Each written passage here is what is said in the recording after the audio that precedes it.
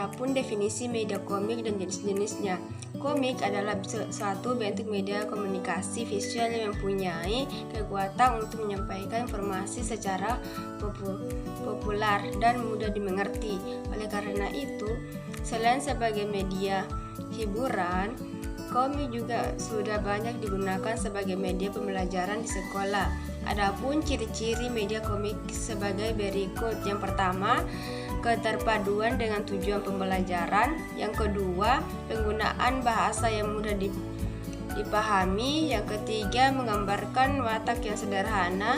Dan yang kelima, karakteristik komik yang umum. Baik, selanjutnya itu definisi pendekatan kontekstual dan tipe-tipenya. Pendekatan kontekstual adalah suatu pendekatan pembelajaran yang fokus pada materi yang dipelajari dengan situasi dunia nyata siswa. Pendekatan ini memungkinkan siswa untuk mengkonsumsi pengetahuan sendiri secara aktif dan menerapkan pengetahuan yang dipelajari dalam kehidupan sehari-hari. Adapun tipe-tipenya yaitu pendekatan konseptual yang berbasis pada pengetahuan, yang kedua pendekatan konseptual yang berbasis pada keterampilan, dan yang ketiga pendekatan konseptual yang berbasis pada sikap.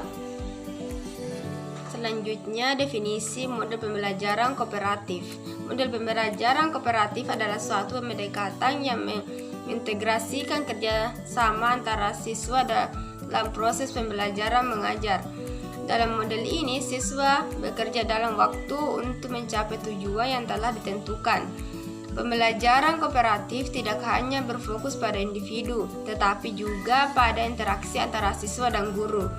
Tujuan utama model ini adalah untuk meningkatkan kualitas pendidikan melalui pengembangan kemampuan sosial, keterampilan berpikir kritis, dan kemampuan kerjasama.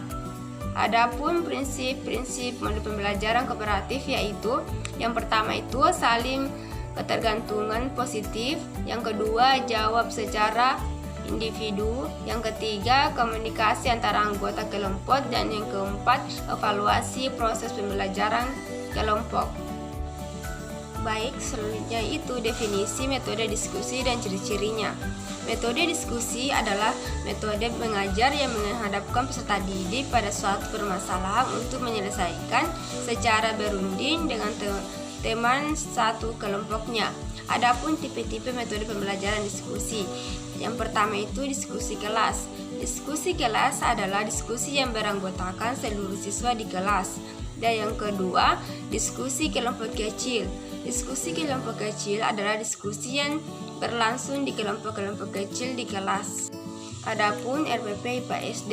RPP IPA untuk kelas 4 SD dengan materi energi alternatif menggunakan model pembelajaran kooperatif, pendekatan konseptual, dan menggunakan metode ceramah.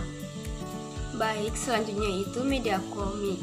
Media komik pembelajaran materi energi alternatif, adapun linknya sebagai berikut. Tonton dan simak baik-baiklah media komik tersebut.